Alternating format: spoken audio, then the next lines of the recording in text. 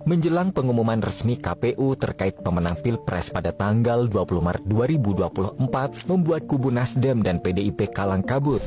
Narasi hak angket yang digaungkan mendadak tenggelam, tak satupun partai non-koalisi TKN yang mau bergerak merealisasikan hal tersebut. Beberapa faktor diantaranya adalah mengetahui bahwa hak angket tidak akan bisa mengubah hasil pemilu. Tom Lembong yang sebelumnya begitu percaya diri, namanya disebut-sebut Gibran Rakabuming sewaktu debat, justru hari ini menghilang. Dia adalah salah satu tokoh provokatif yang selalu menuduh kecurangan KPU. Dan hari ini, kemanakah sosok Tom Lembong?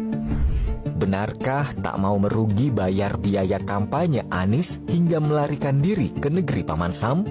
Living daripada Anda berbohong kepada publik yang menurut satu karakter yang nggak bagus. Jadi saya nggak ngerti bagaimana Tom Lembong memberikan statement seperti ini. Bagaimana Anda memberikan advis bohong kepada calon pemimpin yang Anda dukung? Saya sedih lihat Anda di situ. Tom Lembong merupakan mantan Menteri Perdagangan Indonesia di Kabinet Jokowi. Namun masa jabatannya hanya seumur jagung. Dalam beberapa kasus, setelah dipecat Jokowi, Tom Lembong berada di sayap kiri sebagai pengkritik pemerintah. Alumni Universitas Harvard ini menjadi salah satu tokoh penting di kubu Anies Baswedan. Ia memiliki sejumlah penambangan nikel ilegal. Keberadaannya di pihak Anies Baswedan tentu saja sebagai bagian dari pihak yang tidak sepakat dengan program hilirisasi nikel. Tom Lembong tidak sepakat dengan hilirisasi sebagai alasan, di mana hal itu bisa menutup mata pencahariannya selama ini. Luhut Binsar Panjaitan tahu betul bagaimana bisnis haram Tom Lembong berjalan. Ketika kepentingan negara dan rakyat dijegal hanya demi kepentingan bisnisnya, Luhut mengeluarkan ultimatum kepada Tom Lembong dan menantangnya untuk cek tambang nikel. Dari dulu, jiwa merah putih Tom Lembong sudah banyak mendapat keraguan.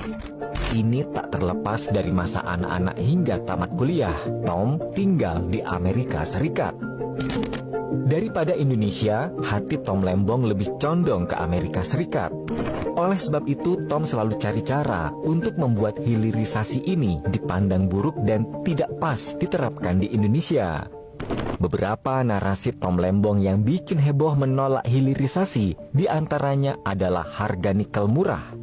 Untuk mencegah Indonesia bisa berkembang dari sektor pendapatan akan kekayaan bumi dan daya saing global, Tom mengatakan bahwa harga nikel murah dan oleh karena itu ia meminta Indonesia tidak perlu capek-capek mengelola nikel yang sudah jadi.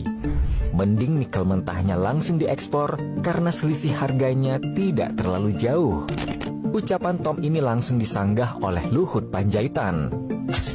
Data yang dipakai Tom Lembong soal harga nikel murah langsung dikoreksi oleh Menteri Energi dan Sumber Daya Alam Arifin Tasrif dan juga Menteri Perdagangan Zulkifli Hasan.